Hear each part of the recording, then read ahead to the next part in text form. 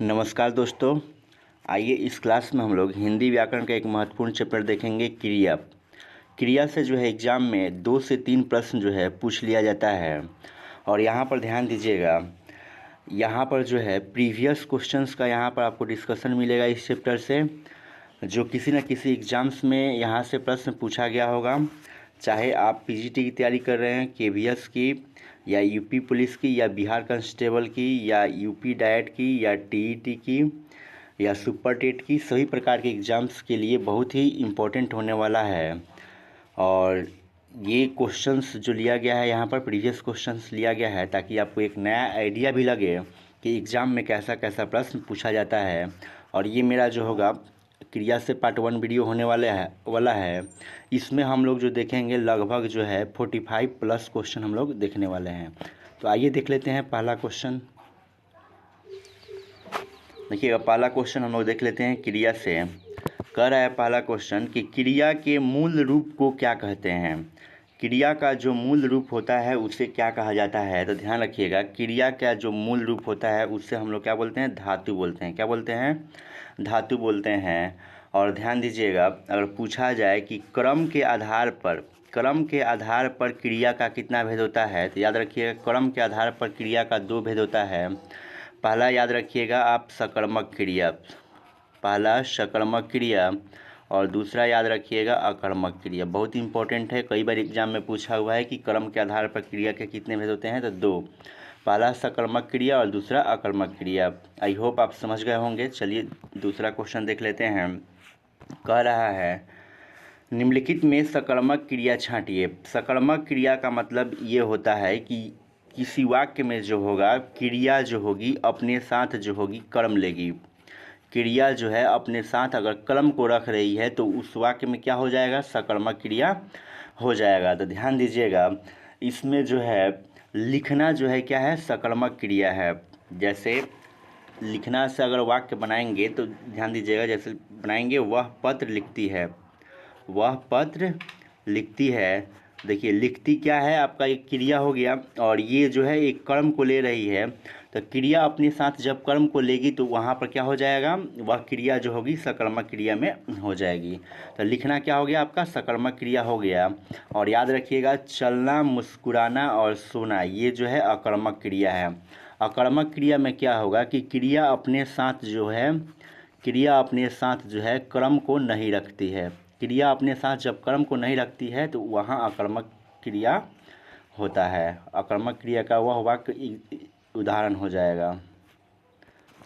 I hope आप समझ गए होंगे। चलिए अगला क्वेश्चन हम लोग देखते हैं। क्वेश्चन नंबर हम लोग 3 देख लेते हैं। देखिएगा 3 नंबर क्वेश्चन कह रहा है, बालक इस पुस्तकालय में पढ़ रहा है। बालक इस पुस्तकालय में पढ़ रहा है, वाक्य में डैश क्रिया है। आपको बताना है कि इस वाक्य में कौन सी क्रिया है। तो ध्यान रखिएगा, इसमें जो है आपका सकर्मक क्रिया हो जाएगा। क्या हो जाएगा, ऑप्शन नंबर डी, सकर्मक क्रिया हो जाएगा। सकर्मक क्रिया का मतलब क्या, कि क्रिया अपने साथ क्रम को लेगी। अकर्मक क्रिया का मतलब क्या हुआ कि अकर्मक क्रिया में क्रिया जो होगी अपने साथ क्रम को नहीं रखती है। यहाँ पर ध्यान दीजिएगा, ये सकर्मक जो लिखा गया है गलत लिखा गया है। सकर्मक इसको ऐसे लिखना चाहिए। ऑप्शन नंबर आपका डी ही राइट आंसर होगा। चलिए अगला क्वेश्चन वो देखते हैं। क्वेश्चन नंबर 4 नंबर बोल रहा है कि मीरा जोर से हंसी, यह वाक्य किस वाक्य का समुचित उदाहरण है। मीरा जोर से हंसी, यह वाक्य किस क्रिया का समुचित उदाहरण है। तो ध्यान दीजिएगा, इस वाक्य में जो है कहीं पर भी क्रम शब्द नहीं आया है। क्रम नहीं आया है, तो जब क्रम की प्रधानता नहीं है वाक्य में तो वहाँ पर जो होगा आपका जो हो जाएगा अकर्मक क्रिया हो जाएगा। क्या हो जाएगा, अकर्मक क्रिया हो जाएगा। अकर्मक का मतलब कि क्रिया बिना क्रम के होगी, क्रिया बिना क्रम के होगी। सकर्मक क्रिया का मतलब क्या होता है कि सकर्मक के साथ जो होगा, सकर्मक वाक्य में क्या होगा, क्रिया अपने साथ क्या लेगी, क्रम को लेती है, रखती है। प्रेरणार्थक क्रिया का मतलब क्या हुआ कि कर्ता जब अपना काम खुद न करके दूसरे से काम करवाता है तो वहाँ पर प्रेरणार्थक क्रिया हो जाता है। द्विकर्मक क्रिया का मतलब होता है कि किसी वाक्य में जो होगा 2 कर्म होगा। क्या होगा, किसी वाक्य में जब 2 कर्म होगा तो वहाँ पर क्या होगा, द्विकर्मक क्रिया का उदाहरण हो जाएगा। और आप याद रखिएगा, पूछता है कि क्रम के आधार पर क्रिया के कितने भेद होते हैं, तो 2 भेद होते हैं। पहला जो होता है सकर्मक क्रिया और दूसरा अकर्मक क्रिया। आई होप आप समझ गए होंगे। चलिए अगला क्वेश्चन हम लोग देख लेते हैं। देखिएगा क्वेश्चन नंबर जो है 5 नंबर कह रहा है कि राम सो रहा है, इस वाक्य में कौन सी क्रिया है। तो जाहिर सी बात है कि इस वाक्य में आपको कर्म नहीं दिखा, तो यहाँ पर क्या हो जाएगा, अकर्मक क्रिया होगा। 5 का क्या हो जाएगा, ए नंबर हो जाएगा। चलिए अगला क्वेश्चन हम लोग देखते हैं। क्वेश्चन नंबर 6 नंबर कह रहा है कि निम्नलिखित में से किस वाक्य में अकर्मक क्रिया है। अकर्मक क्रिया का मतलब कि वाक्य में क्रम नहीं दिया होना चाहिए। तो चलिए हम लोग देखते हैं। पानी बरस रहा है, पानी बरस रहा है, तो इसमें देखिए तो कहीं क्रम दिख रहा है, इसमें क्रम दिख ही नहीं रहा है, तो आपका यही हो जाएगा, ऑप्शन नंबर ए क्या हो जाएगा, राइट हो जाएगा। यहाँ देखिए क्रम गेहूँ है, यहाँ निबंध है, यहाँ जो है मोहन क्या है, कर्म है। तो ये सब जो है तीनों वाक्य में क्या है, सकर्मक क्रिया है। तो जहाँ पर क्रम रहेगा वहाँ पर सकर्मक क्रिया, जहाँ पर क्रम की प्रधानता न हो वहाँ पर आपका अकर्मक क्रिया का क्या हो जाएगा, एग्जाम्पल हो जाएगा। चलिए अगला क्वेश्चन देखते हैं। क्वेश्चन नंबर 7, मूल अकर्मक धातुओं के साथ प्रत्यय जोड़कर बनाई गई क्रिया धातुएं कहलाती है। ध्यान से समझिए, मूल अकर्मक धातुओं के साथ प्रत्यय जोड़कर बनाई गई क्रिया धातुएं कहलाती है। तो ध्यान रखिएगा, ये जो होती है साधित सकर्मक धातु, क्या बोलेंगे इसको, साधित सकर्मक धातु बोलेंगे। अब ध्यान रखिएगा, द्विकर्मक धातु में क्या होगा, आपको यहाँ पर 2 कर्म मिलता है। कितना मिलता है, 2 कर्म। और एकर्मक क्रिया का है तो एकर्मक क्रिया में आपका जो मिलेगा 1 कर्म मिलता है। कितना, 1 कर्म मिलता है। याद रखिएगा, जिस क्रिया में 1 क्रम रहे वहाँ पर एकर्मक क्रिया हो जाएगी, और जिस वाक्य में 2 क्रम मिलता है वहाँ पर द्विकर्मक क्रिया हो जाएगी। चलिए अगला क्वेश्चन देखते हैं हम लोग। क्वेश्चन नंबर 8 कह रहा है कि उस विकल्प का चयन करें जो दिए गए वाक्य में क्रिया के भेद वाला सही विकल्प है। क्रिया के भेद वाला सही विकल्प है। तो ध्यान रखिएगा, प्रेरणार्थक क्रिया में क्या किया जाता है कि जब कोई कर्ता जो है अपना काम स्वयं न करके दूसरे से अपना काम करवाता है तो वहाँ पर प्रेरणार्थक क्रिया हो जाएगी। जैसे वह मोहन से गिलास धुलवाता है, वह मोहन से पुस्तक पढ़वाता है, तो यहाँ पर प्रेरणार्थक क्रिया हो जाएगी। अब चलिएगा, यहाँ पर पूछा था कि क्रिया के भेद वाला सही विकल्प है, तो इसमें से तो कोई नहीं है। चलिए आगे हम लोग देखते हैं, सी और डी ऑप्शन को हम लोग देखते हैं। देखिएगा ऑप्शन सी और डी भी आपको दिख रहा होगा। ऑप्शन सी में है पूर्वकालिक क्रिया, ऑप्शन डी में है संयुक्त क्रिया। तो क्रिया के भेद वाला में से हो जाएगा आपका सही पूर्वकालिक क्रिया हो जाएगा। तो ऑप्शन नंबर क्या हो जाएगा, सी हो जाएगा। क्या हो जाएगा, ऑप्शन नंबर सी हो जाएगा। ध्यान रखिएगा, पूर्वकालिक क्रिया कहता है कि जब कर्ता एक क्रिया समाप्त कर उसी क्षण दूसरी क्रिया में प्रवृत्त होता है तो वहाँ पर क्या होता है, पूर्वकालिक क्रिया होता है। चलिए हम लोग अगला क्वेश्चन देख लेते हैं। क्वेश्चन नंबर 9 नंबर देखिएगा। 9 नंबर कह रहा है कि अब पढ़कर क्या होगा, इस वाक्य में कौन सी क्रिया है। अब पढ़कर क्या होगा, इस वाक्य में कौन सी क्रिया है। तो ध्यान रखिएगा, जब भी किसी धातु के साथ, जैसे पढ़ क्या है, धातु है, जब भी इसमें धातु के साथ कर शब्द जुड़ जाए तो वहाँ पर जो होता है पूर्वकालिक क्रिया होता है। जैसे देखिए जोड़ते हैं तो क्या हो जाएगा, पढ़कर। जब भी किसी धातु के साथ कर जुड़ जाए तो वहाँ पर जो होता है पूर्वकालिक क्रिया होता है। और द्विकर्मक क्रिया में क्या होगा, किसी वाक्य में जब 2 कर्म रहता है तो वहाँ पर द्विकर्मक क्रिया। प्रेरणार्थक क्रिया का मतलब क्या, कि जब कर्ता स्वयं कार्य न करके दूसरे से कार्य करवाता है तो वहाँ पर प्रेरणार्थक क्रिया हो जाता है। संयुक्त क्रिया में आपको 2 क्रिया आपको मिलेगी। चलिए अगला क्वेश्चन देख लेते हैं। क्वेश्चन नंबर देखिएगा 10 के तरफ। 10 नंबर कह रहा है कि जब कर्ता एक क्रिया समाप्त कर उसी क्षण दूसरी क्रिया में प्रवृत्त होता है तब पहली क्रिया क्या कहलाती है। तो ध्यान रखिएगा, पहली क्रिया जो होगी पूर्वकालिक क्रिया कहलाती है। 10 का ऑप्शन सी हो गया। याद रखिए, जब कर्ता एक क्रिया समाप्त कर उसी क्षण दूसरी क्रिया में प्रवृत्त हो जाए तो पहली वाली क्रिया जो होती है पूर्वकालिक क्रिया कहलाती है। चलिए अगला क्वेश्चन हम देखते हैं। क्वेश्चन नंबर 11 कह रहा है कि हथियाना में कौन सी क्रिया है। हथियाना में कौन सी क्रिया है, तो हथियाना में जो है नाम धातु क्रिया है। कौन सी क्रिया है, हथियाना हो गया, अपनाना हो गया, इसमें सब में क्या है, नाम धातु क्रिया है। चलिए अगला क्वेश्चन देखते हैं। क्वेश्चन नंबर 12 निम्नलिखित प्रश्न में 4 विकल्पों में से उस विकल्प का चयन करें जो क्रिया के भेद वाला सही विकल्प है। आपको क्रिया के भेद वाला क्या करना है, सही विकल्प चुनना है। वाक्य देखिए, दीपा ने गाय को चारा खिलाया। दीपा ने गाय को चारा खिलाया। ध्यान से देखिएगा, इसमें गाय एक कर्म है और चारा भी क्या है, एक कर्म है। तो आपको कितना कर्म मिला, 2 कर्म मिला। क्या मिला, 2 कर्म मिला। तो यहाँ पर जाहिर सी बात है कि इसमें जो होगा द्विकर्मक क्रिया हो जाएगा। ऑप्शन नंबर बी क्या होगा, राइट आंसर हो जाएगा। चलिए अगला क्वेश्चन हम देख लेते हैं। क्वेश्चन नंबर 13 देख लीजिए, बहुत इजी प्रश्न है। कह रहा है कौन सा संयुक्त क्रिया का भेद नहीं है। आपको संयुक्त क्रिया का भेद नहीं है बताना है। तो ध्यान रखिएगा, इसमें जो है नाम बोधक जो है संयुक्त क्रिया का भेद नहीं है। अब समझिएगा, संयुक्त क्रिया में 2 क्रिया की प्रधानता होती है। इसमें 2 क्रिया होगी। वाक्य जब संयुक्त क्रिया का देगा तो उसमें 2 क्रिया होगी। आपसे एक सवाल पूछा जाए कि क्रम के आधार पर क्रिया कितने प्रकार की होती है, तो याद रखिएगा क्रम के आधार पर क्रिया का 2 भेद होता है। पहला होता है सकर्मक क्रिया और दूसरा होता है अकर्मक क्रिया। चलिए हम लोग आगे की तरफ बढ़ जाते हैं। क्वेश्चन नंबर 14 कह रहा है निम्न में प्रेरणार्थक क्रिया है। निम्न में प्रेरणार्थक क्रिया का आपको बताना है कि उदाहरण क्या है। तो ध्यान दीजिएगा, समझाना जो है क्या है, आपका प्रेरणार्थक क्रिया है। और ये तो गिरना, उठना, सुनना, ये मूल क्रिया आपका हो गया। समझाना जो है आपका क्या है, प्रेरणार्थक क्रिया है। वह अपनी बात दूसरे के माध्यम से समझाता है। तो यहाँ पर समझाना क्या हो जाएगा, प्रेरणार्थक क्रिया हो जाएगा। चलिए क्वेश्चन नंबर 15 देखते हैं। निम्न में प्रेरणार्थक क्रिया है। तो उठना जो है मूल क्रिया है, चमकना मूल क्रिया है, देना भी मूल क्रिया है, लेकिन गिराना जो है आपका जो है प्रेरणार्थक क्रिया है। तो ऑप्शन नंबर क्या हो जाएगा, 15 का सी हो जाएगा। चलिए आगे हम लोग देखते हैं 16 नंबर।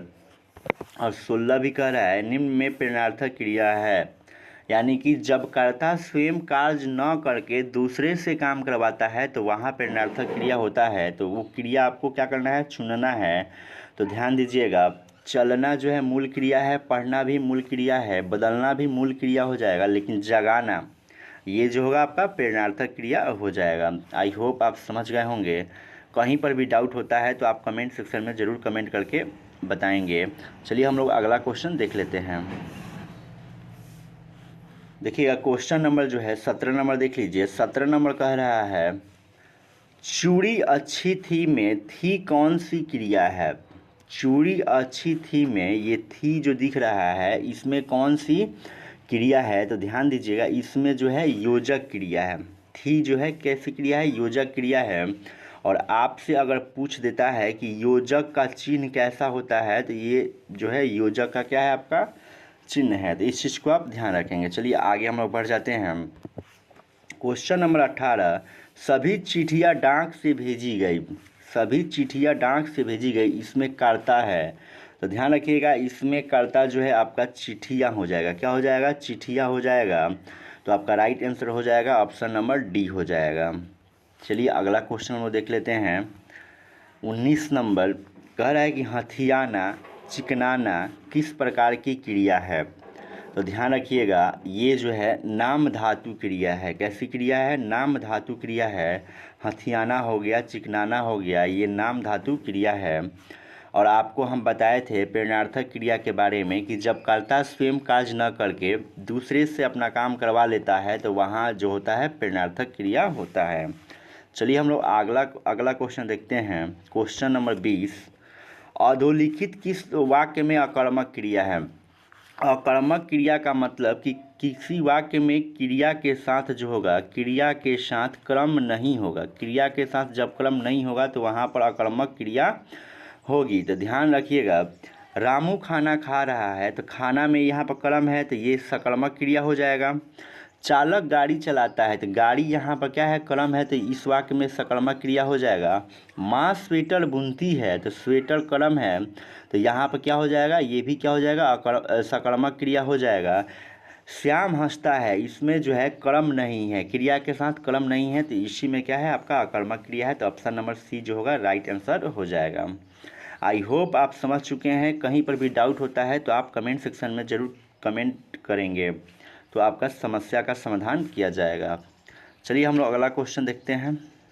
देखिएगा क्वेश्चन नंबर 21 देख लीजिए। 21 नंबर कह रहा है किस वाक्य में पूर्ण द्विकर्मक क्रिया का प्रयोग हुआ है। पूर्ण द्विकर्मक क्रिया का मतलब क्या है कि उस वाक्य में दो क्रिया होगी। कितनी क्रिया होगी? दो। मोर नाच रहा है तो इसमें क्रिया क्रम तो है ही नहीं। महेश रुग्ण हो गया तो एक रुग्ण है। राम ने रावण को मारा तो रावण यहाँ पर एक कर्म दिया है। ममता ने कुत्ते को रोटी खिलाई तो देखिए कुत्ता एक कर्म है और रोटी भी एक कर्म है, तो दो कर्म मिल गया।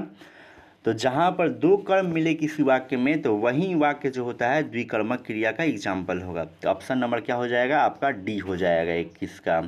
चलिए हम लोग अगला क्वेश्चन देख लेते हैं। क्वेश्चन नंबर 22 नंबर कह रहा है किस वाक्य में संभावनार्थ क्रिया है का प्रयोग हुआ है। संभावनार्थ का मतलब क्या है कि जहाँ पर संभावना, जिस वाक्य से संभावना का बोध हो वहाँ पर संभावनार्थ क्रिया होती है। तो वाक्य को पढ़िए। सबका कल्याण हो, इसमें नहीं है। अहिंसा धर्म का पालन करना चाहिए, इसमें भी नहीं है। शायद मेरी लॉटरी लग जाए, तो संभावना का बोध हो रहा है, तो इसमें ऑप्शन नंबर सी जो होगा राइट आंसर हो जाएगा। चलिए अगला क्वेश्चन नंबर देखते हैं। क्वेश्चन नंबर 23 नंबर देख लेते हैं। 23 कह रहा है कि पढ़ना का क्रिया भेद है। पढ़ना का क्रिया भेद है मतलब पढ़ना जो है अकर्मक क्रिया है कि सकर्मक है कि द्विकर्मक है। तो ध्यान रखिएगा पढ़ना जो है आपका जो है सकर्मक क्रिया हो जाएगा। कैसे हमको पता चल गया कि सकर्मक क्रिया होगा? तो इससे क्या कर लेंगे, एक वाक्य बनाएंगे। जैसे वह पत्र पढ़ता है, वह पत्र पढ़ता है। तो देखिएगा पढ़ता है ये क्या है? क्रिया है, और क्रिया के साथ जब कर्म मौजूद रह रहा है तो वहाँ पर सकर्मक क्रिया हो जाएगा। वाक्य बना के आप चेक कर सकते हैं। द्विकर्मक में क्या होता है कि किसी जब कोई क्रिया अपने साथ दो कर्म लेती है तो वहाँ पर क्या होता है? द्विकर्मक हो जाता है। चलिए अगला क्वेश्चन नंबर देख लेते हैं। क्वेश्चन नंबर 24 नंबर देख लीजिए। कह रहा है किसी कार्य का करने या होने का बोध कराने वाले शब्द कहलाते हैं। किसी कार्य का करने या होने का बोध कराने वाले शब्द क्या कहलाते हैं? तो ये शब्द जो कहलाते हैं आपका क्रिया कहलाते हैं। और याद रखिएगा पूछे आपसे कि क्रम के आधार पर क्रिया के कितना भेद होता है? तो दो भेद होता है। कितना भेद होता है? दो भेद होता है। और दो में भी आपको हम बताए थे कि पहला याद रखिएगा आप सकर्मक क्रिया, और दूसरा याद रखेंगे आप अकर्मक क्रिया। सकर्मक में क्या होता है कि क्रिया अपने साथ क्रम लेती है, अकर्मक में क्रिया अपने साथ क्रम नहीं लेती है। अगर आपसे पूछ दिया जाता है कि काल के कितने भेद होते हैं तो याद रखिएगा काल के 3 भेद होते हैं। अगर आपसे प्रश्न कहता है कि संधि के कितने भेद होते हैं, संधि के कितने भेद होते हैं, तो याद रखिएगा संधि के भी कितना भेद होता है? 3 भेद होता है। अगर आपसे कहता है कि संज्ञा के कितने भेद होते हैं तो याद रखिएगा संज्ञा के 5 भेद होते हैं। अगर आपसे कहा जाए कि जो दीर्घ स्वर संधि होती है, कौन सी संधि? दीर्घ स्वर, दीर्घ नहीं, आप जानते हैं कि संधि 3 प्रकार की होती है, स्वर संधि, व्यंजन संधि और विसर्ग संधि। तो आपसे पूछा जाए कि स्वर संधि के कितने भेद, क्या बोला है कि स्वर संधि के कितने भेद होते हैं, तो याद रखिएगा स्वर संधि के भी 5 भेद होता है। स्वर संधि का भी 5 भेद होता है और संज्ञा का भी कितना भेद? 5 भेद होता है। अगर आपसे पूछा जाए कि विशेषण के कितने भेद होते हैं तो विशेषण के 4 भेद होते हैं। तो इतना चीज़ आप ध्यान रखते हैं तो यहाँ से 1 नंबर जो है आपका एग्ज़ाम में कंफर्म होने वाला है। आई होप आप समझ गए होंगे। चलिए हम लोग अगला क्वेश्चन हम लोग देख लेते हैं। देखिएगा क्वेश्चन नंबर हम लोग 25 की तरफ बढ़ चुके हैं।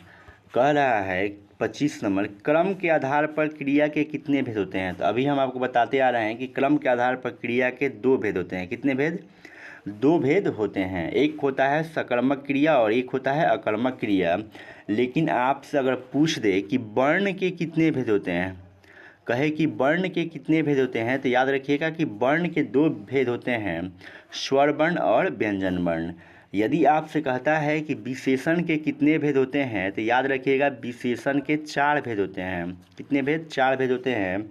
अगर आपसे कहता है कि संधि के कितने भेद होते हैं, तो याद रखिएगा संधि के 3 भेद होते हैं। कहता है कि काल के कितने भेद होते हैं, तो काल के भी 3 भेद होते हैं। अगर आपसे कहा जाए कि समास के कितने भेद होते हैं, तो समास के 6 भेद होते हैं। और कहे कि सर्वनाम के कितने भेद होते हैं, तो सर्वनाम के भी 6 भेद होते हैं। यहाँ से 1 नंबर कंफर्म होगा यदि आप सारी जानकारी को अपने पास रखते हैं तो। चलिए हम लोग अगला क्वेश्चन देखते हैं। 26 नंबर, माँ ने पिताजी से सामान मंगवाया, यहाँ क्रिया का कौन सा रूप है? माँ ने पिताजी से सामान मंगवाया, यहाँ क्रिया का कौन सा रूप है? तो ध्यान दीजिएगा, यहाँ जो है माँ जो है स्वयं कार्य नहीं कर रही है, ये काम करवा रही है पिताजी के माध्यम से। तो जब कर्ता स्वयं कार्य न करे और दूसरे से काम करवा ले तो वहाँ पर जो होता है प्रेरणार्थक क्रिया हो जाएगा। तो ऑप्शन नंबर क्या हो जाएगा? डी हो जाएगा।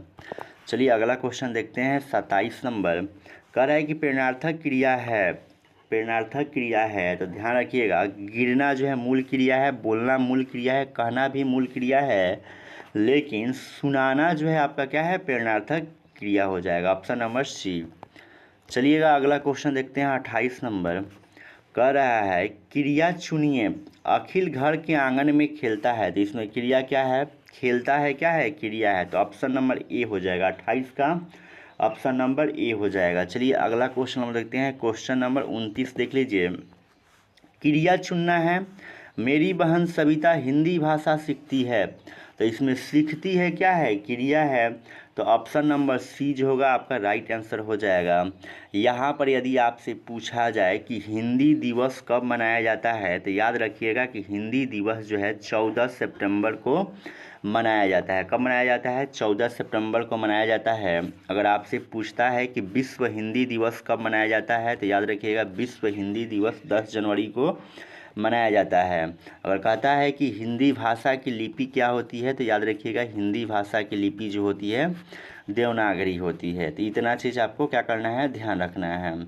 आई होप आप समझ गए होंगे। चलिए अगला क्वेश्चन हम लोग देख लेते हैं। क्वेश्चन नंबर 30 की तरफ बढ़ जाते हैं। देखिएगा क्वेश्चन नंबर 30 नंबर देख लीजिए। 30 कह रहा है क्रिया चुनना है, इसमें भी मेरे घर में मेरी दादी माँ खाना बनाती है, तो यहाँ पर जो है बनाती है क्या है? आपका क्रिया हो जाएगा ऑप्शन नंबर बी। 30 का क्या हो जाएगा? बी। चलिए क्वेश्चन नंबर देखिए 31, बहुत इजी प्रश्न आ रहा है। कह रहा है सीमांत पकौड़े खा रहा है, रेखांकित वाक्य में क्रिया का भेद बताइए। मतलब इसमें कौन सी क्रिया है? तो समझिए, यहाँ पर ध्यान दीजिएगा, खा रहा है ये क्रिया है और पकौड़ा जो है कर्म है। तो क्रिया के साथ जब कर्म आ रहा है तो वहाँ पर जाहिर सी बात है कि वहाँ पर सकर्मक क्रिया हो जाएगा। तो 31 का ऑप्शन नंबर बी जो होगा राइट आंसर हो जाएगा। चलिए अगला क्वेश्चन देखते हैं। क्वेश्चन नंबर 32 कह रहा है निम्न में कौन सा सकर्मक क्रिया है? सकर्मक क्रिया का मतलब कि अपने साथ वो कर्म ले। तो ध्यान रखिएगा, इसमें जो है लेना जो है आपका सकर्मक क्रिया है, ठीक है ना। चलिए आगे हम लोग बढ़ जाते हैं। क्वेश्चन नंबर 33 कह रहा है निम्न विकल्पों में से सकर्मक क्रिया का चयन कीजिए, कि सकर्मक क्रिया इसमें कौन है? तो ध्यान दीजिएगा, यहाँ सकर्मक क्रिया आपसे पूछा हुआ है, लेटना है, छूटना है। लेटना और छूटना जो है सकर्मक क्रिया नहीं है, ये जो है आपका क्या है? अकर्मक क्रिया है। क्या है? अकर्मक क्रिया है। अब चलिए आगे हम लोग थोड़ा सा ऑप्शन में देखते हैं, सी और डी में देख लेते हैं। देखिएगा यहाँ पर ऑप्शन आ गया सी और डी आ गया। पिघलना है, तड़पाना है, तो तड़पाना जो होगा क्या हो जाएगा? आपका सकर्मक क्रिया हो जाएगा। ऑप्शन नंबर डी क्या हो जाएगा? राइट आंसर हो जाएगा। चलिए हम लोग अगला प्रश्न देखते हैं। क्वेश्चन नंबर जो है 34, निम्नलिखित वाक्यों में से एक सकर्मक क्रिया का प्रयोग हुआ है, किसमें सकर्मक क्रिया का प्रयोग हुआ है? तो ध्यान दीजिएगा, लड़की सिल रही है, इसमें क्या है? सकर्मक क्रिया है। मैं चला अकर्मक क्रिया है। लड़का सो रहा है अकर्मक क्रिया है। वह नहाता है, इसमें भी अकर्मक क्रिया है। यहाँ पर देखिएगा स्पष्ट नहीं किया है, लड़की सिल रही यानी क्या सिल रही है? कपड़ा सिल रही है। तो यहाँ पर क्रम जो है छुपा हुआ है, तो यहाँ पर जो होगा क्या हो जाएगा? ये सकर्मक क्रिया का एग्जाम्पल हो जाएगा। चलिए अगला क्वेश्चन को देखते हैं। क्वेश्चन नंबर 35 कह रहा है कि सकर्मक क्रिया का उदाहरण है, तो पढ़ना जो है क्या है? आपका सकर्मक क्रिया। जैसे वह पत्र पढ़ती है, तो पढ़ती है के पहले पत्र आ गया, कलम आ गया, तो ये पढ़ना जो होगा सकर्मक क्रिया हो जाएगा। आप देख रहे हैं आना, हंसना और दौड़ना, ये अकर्मक क्रिया है। तीनों क्या है जी? अकर्मक क्रिया है, तो ध्यान रखेंगे। चलिए अगला क्वेश्चन 36 नंबर देख लेते हैं। 36 कह रहा है चिड़िया आकाश में उड़ रही है, वाक्य में उड़ रही क्रिया है, मतलब उड़ रही जो है वाक्य में कैसी क्रिया है आपको बताना है। तो ध्यान दीजिएगा, उड़ रही जो है अकर्मक क्रिया है। कैसी क्रिया है? अकर्मक क्रिया है। और प्रेरणार्थक क्रिया का मतलब क्या होता है कि जब कर्ता स्वयं कार्य न करके दूसरे से काम करवाता है तो वहाँ पर जो होगा प्रेरणार्थक क्रिया हो जाएगा। सकर्मक में क्या होता है कि क्रिया अपने साथ क्या लेती है जी? अपने साथ क्रम रखती है, तो वहाँ पर सकर्मक क्रिया होता है। चलिए अगला क्वेश्चन देखते हैं। 37 नंबर, निम्नलिखित वाक्यों में अकर्मक क्रियार्थक वाक्य है, यानी कि अकर्मक वाला आपको क्या करना है? चुनना है कि कौन सा वाक्य है। तो ध्यान दीजिएगा, इसमें कह रहा है कि बूंद बूंद से घड़ा घड़ा भर जाता है, बूंद बूंद से घड़ा भर जाता है, तो इसी में क्या है? अकर्मक क्रियार्थक है, तो ऑप्शन नंबर ए जो होगा सही हो जाएगा। चलिए अगला क्वेश्चन नंबर देखते हैं, क्वेश्चन नंबर 38। देखिएगा क्वेश्चन नंबर 38 नंबर देख लीजिए। कह रहा है कि उठाना क्रिया का अकर्मक रूप है, तो उठाना क्रिया का कर्मक रूप जो हो जाएगा आपका उठना हो जाएगा, और तो इसका ऑप्शन नंबर डी हो जाएगा। चलिए 39 नंबर क्वेश्चन देखते हैं हम लोग। कह रहा है कि निम्नलिखित में से एक अकर्मक क्रिया है। अकर्मक क्रिया कौन सा है? रोना जो है अकर्मक क्रिया है। बाकी आप देख रहे हैं बोना है, धोना है, काटना है, ये सब जो है आपका सकर्मक क्रिया का क्या है? एग्जाम्पल है। चलिए अगला क्वेश्चन देखते हैं, क्वेश्चन नंबर 40। बहुत अच्छा क्वेश्चन है। कह रहा है कि उसने नहाकर भोजन किया, उसने नहाकर भोजन किया। इस वाक्य में नहाकर किस क्रिया का उदाहरण है? तो आपको हम बताए थे कि जब भी धातु के साथ कर जुड़ा हो तो वहाँ पर जो होता है आपका पूर्वकालिक क्रिया होता है। तो 40 का ऑप्शन नंबर डी क्या हो जाएगा? राइट आंसर हो जाएगा। जैसे पढ़ क्या है? आपका धातु है और इसमें कर जुड़ जाए पढ़ कर, तो ये कौन सी क्रिया में गिना जाएगा? पूर्वकालिक क्रिया में गिना जाएगा। इस चीज़ को आप ध्यान रखेंगे। द्विकर्मक क्रिया में क्या होता है कि अपने साथ ये दो क्रम रखती है। चलिए अगला क्वेश्चन देखते हैं, क्वेश्चन नंबर 41। निम्नलिखित वाक्यों में से एक संयुक्त क्रिया का प्रयोग नहीं हुआ है। एक में संयुक्त क्रिया का प्रयोग नहीं हुआ है, तो संयुक्त क्रिया का मतलब कि क्या होगा? दो क्रिया होगी। इसमें क्या होगी? दो क्रिया होगी तो संयुक्त क्रिया होगा। दो क्रिया नहीं होगा तो संयुक्त क्रिया नहीं होगा। तो देखते हैं हम लोग। मेरे हाथ से गिलास गिरा और टूट गया, तो इसमें जो होगा आपका जो है वो है दो क्रिया है। एक गिरना, गिलास का गिरना, और टूटना, यहाँ पर दो क्रिया मिल रही है, तो ये संयुक्त क्रिया का एग्जाम्पल है। मैं अपने घर में रहूँगा, तो एक ही क्रिया है रहूँगा, होना चाहिए संयुक्त क्रिया में दो क्रिया होना चाहिए, तो यही गलत दिया हुआ है। आप प्रयोग नहीं हुआ है, तो जिसमें प्रयोग नहीं हुआ है वही आंसर होगा। तो ऑप्शन नंबर बी क्या होगा आपका? राइट आंसर हो जाएगा। इसमें दो क्रिया नहीं आई हुई है, इसका मतलब है कि इसी में संयुक्त क्रिया का प्रयोग नहीं हुआ है, तो option number B right answer हो जाएगा। चलिए सी और डी एग्जाम्पल्स भी हम लोग देख लेते हैं। देख लीजिएगा सी और डी एग्जाम्पल देख लीजिए। कह रहा है स्वस्थ होना है तो तुमको दवा पीनी होगी। एक तो होना क्या है? क्रिया है, और एक पीना क्या है? क्रिया है। लड़का प्रसन्न होकर चलता बना, तो बना एक क्रिया है, और होना क्या है? प्रसन्न होना एक क्रिया है। तो इसमें दो दो क्रिया आ रहा है, तो ये सब संयुक्त क्रिया का क्या है? एग्जाम्पल है। चलिए अगला क्वेश्चन हम देखते हैं, क्वेश्चन नंबर 42। संयुक्त क्रिया का उदाहरण कौन सा वाक्य है? संयुक्त क्रिया का उदाहरण देखना है, इसमें भी दो क्रिया आना चाहिए। देखिए सीमा पढ़ रही है तो एक क्रिया है, बच्चा सोता है यहाँ पर भी एक क्रिया है, रस्सी जल गई एक क्रिया है। लेकिन ध्यान दीजिएगा, तुम प्रतिदिन पढ़ने आया करो, पढ़ना आना दो क्रिया है, तो ऑप्शन नंबर सी हो जाएगा। 42 का क्या हो गया? सी हो गया। चलिए क्वेश्चन नंबर 43 देख लेते हैं। कह रहा है कि निम्न विकल्पों में से उस विकल्प का चयन कीजिए जो दिए गए वाक्य में आए क्रिया के भेद का सही विकल्प हो। तो वाक्य सबसे पहले पढ़ लेते हैं। योग करके वह टहलने जाएगी, योग करके वह टहलने जाएगी, तो इसमें जो है आपका जो है पूर्वकालिक क्रिया है। कौन सी क्रिया है? पूर्वकालिक क्रिया है। चलिए हम लोग अगला क्वेश्चन देख लेते हैं, क्वेश्चन नंबर 44 होगा, और आज का जो होगा लास्ट क्वेश्चन होने वाला है, इसलिए ध्यान से आंसर दीजिएगा।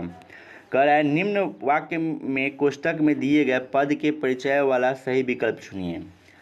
तो वाक्य देख लेते हैं। अपने गांव की मिट्टी छूने के लिए मैं तरस गया, तो कोष्टक में यही दिया हुआ है।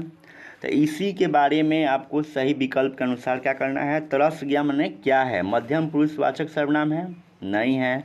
विशेषण है, नहीं है।